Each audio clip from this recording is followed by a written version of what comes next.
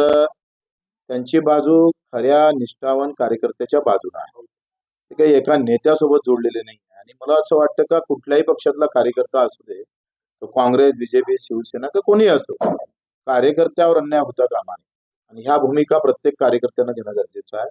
सतरंजी उचलाले कार्यकर्ता राहील आणि निवडणूक आली का तुम्हाला पैसेवाले दिसणार, इतर पक्षाचे लोक दिसणार. तुम्ही एक सांगा का पुऱ्या अमरावती जिल्ह्यामध्ये एक अरुण अडसड म्हणजे प्रताप अडसड जर सोडले तर मूळ बीजेपीचा आमदार दाखवून बक्षीस मिळवा अशी अवस्था आहे.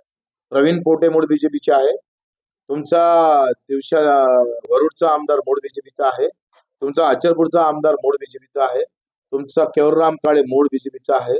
तुमचा तिवशाचा आमदार बीजेपीचा आहे. नाहीच. मग तुमच्या केंद्रात आणि राज्यात सत्ता आहे साले हो, तर तुम्हाला स्थानिक कार्यकर्त्याला निवडून आणण्याची ताकद ठेवत नाही.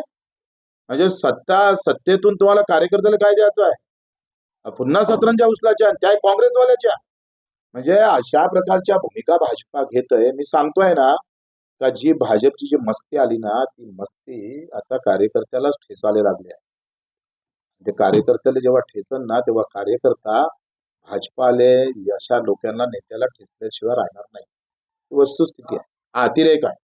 तुम्ही सांगा ठीक आहे, विधानसभेपर्यंत ठीक आहे, पण तुम्ही साले हो तुमची एवढी ताकद नाही, मर्दांगी गेली कुठे रे तुमचे? का तुमची केंद्रात आणि राज्यात सत्ता असताना तुम्ही नगरसेवक निवडून आणत ना? उसने आणावं लागतं तुम्हाला उमेदवार. लाज वाटायला पाहिजे तुम्हाला. आणि ही कार्यकर्त्याची खरी अट मी म्हटलंय महाराज आल्यावर, हे बीजेपी अ आहे आणि बीजेपी ब ते आहे. स्वाभिमान अलग लढतं आणि बीजेपी अलग लढतं. बायको बीजेपीत लढतोय आणि नवरा स्वाभिमानचा झेंडा घेऊन लढत असतं, तर कसं होणार आहे? सामान्य कार्यकर्त्यांना जाग आहे. कुंदन यादव आमच्या इथं अचलपूरला, ज्यानं फार मेहनत घेतली नवनीतजी राणासोबत निवडून आणण्यासाठी, माझ्यासोबत भांडला तो.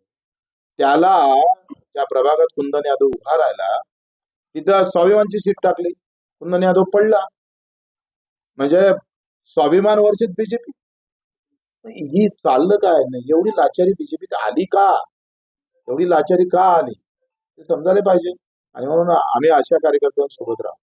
आम्ही कार्यकर्त्याच्या सोबत असणारा आमची पार्टी आहे आणि तो कार्यकर्त्याला मजबूत करण्याचं काम आम्ही करू.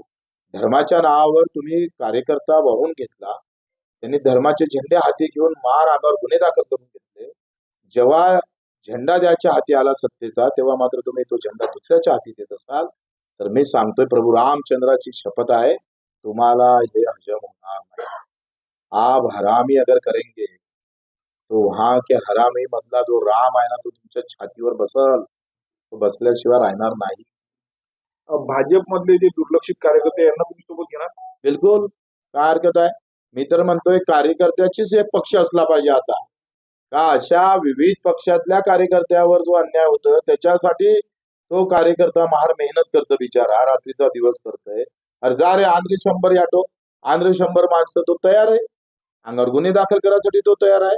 आणि निवडणुकीची वेळ आली का त्याला तुम्ही बाजूला करत असाल, तर मला वाटतं ते ठीक नाहीये. त्यासाठी पक्षानं ह्या सुधारणा केल्या पाहिजे. काय काय कार्यकर्त्यासाठी स्कीम आहे सांगा बरं. तुम्ही सत्तेत इतके दिवस आहे, त्याचं आर्थिक बळ वाढलं पाहिजे, त्याचं पारिवारिक, त्याचं सामाजिक रचना वाढली पाहिजे. कुठल्या पक्षानं एखादा कार्यक्रम कार्यकर्त्यासाठी दिला? सगळे चालन नेत्यांसाठी कार्यक्रम. इथला ठेका जो आमदार आला तोच घेते, दुसऱ्याला देत नाही. त्याचंही भलं होऊ देत नाही. त्याच्यात याचेच नातेवाईक पाहिजे, ते दुसऱ्याला देत नाही. फक्त धर्माच्या नावावर भडकवायचे. धर्माच्या नावावर भडकले का हे लोक आपल्यासोबत राहतं, कुठंच जात नाही. येऊन जाऊन धर्म आमच्या डोक्यावर टांगत राहतं आणि अन्याय करायचा. धर्म सांगून अन्याय जर केला तर तो अधर्म झाल्याशिवाय राहणार नाही. आणि म्हणून त्यासाठी आम्ही यांच्यासोबत राहू. मी जसं माहीत झालं तसं मी लगेच फोन केला. तर एका कार्यकर्त्याचा आवाज म्हणून आपण उभं राहिलं पाहिजे, तो कोणत्याही पार्टीचा असतो. बरोबर.